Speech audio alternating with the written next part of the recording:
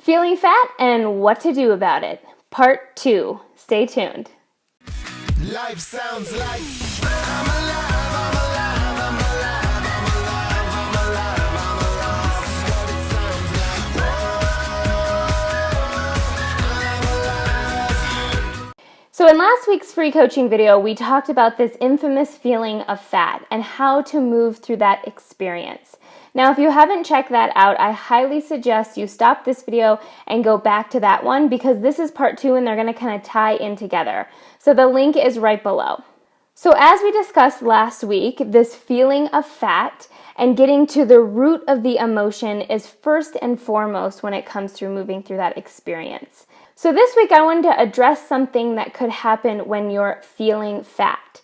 Now, as we discussed last week, it's easier for us to focus on perfectionism or beating ourselves up or overwhelm than to deal with the fact that our husband said something hurtful or we're constantly feeling rejected by our fathers, right? It's a really, really great way to distract us from the deeper, real emotion.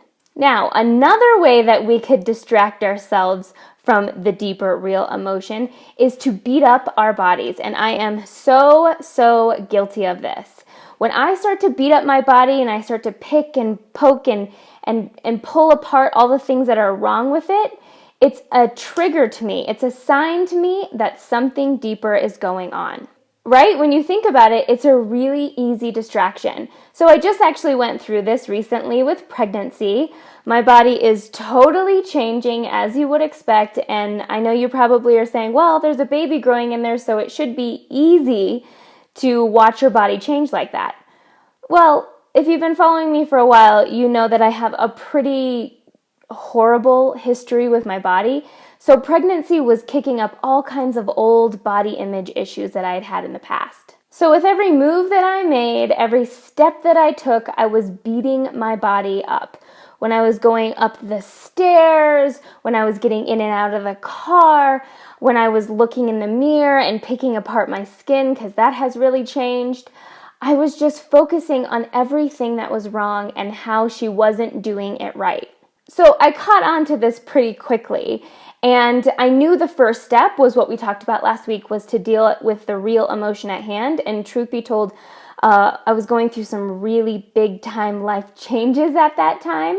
So I needed to start working on those. But there was something else that I did that I wanted to mention that really helped me move through this component. So obviously teaching this, I caught on to my behaviors pretty quickly. And I did what I had mentioned in the first video, was figure out the real issue at hand. And truth is we were going through some major life changes. The rug had kind of been pulled out from underneath us. And so I knew I needed to deal with that. But there was something else that I did that really helped me move through this. So there's this beautiful quote out there that I absolutely believe, and that's, what you focus on expands. And I knew that I didn't want what I was focusing on, all the things wrong with my body, to expand. So what did I do? I started to shift into what was right about my body. Now we have a ton of stairs in this house. So I would start taking 2 stairs at a time and thanking my hips and my glutes and my legs for getting me up the stairs. When I was lying in bed and I'd have to push myself up, I would thank my arms to push myself up. And when I looked in the mirror and looked at my skin, I didn't focus on what was wrong with it. I tried to focus on what was right with it and say positive things about my skin. And though this wasn't easy at the beginning and I didn't necessarily believe it wholeheartedly, after about 2 weeks of continuously focusing on what's right about my body, I started to be proud of her, and I started to actually like what I saw in the mirror and all of these new feminine curves that I had been growing. So there you have it. Next time you're feeling fat and maybe the distraction you're using is by beating up your body, I want you to A, figure out the main emotion at hand and deal with that, and then B, focus on what's right about your body, and it will really help you move through that experience with so much more love and compassion.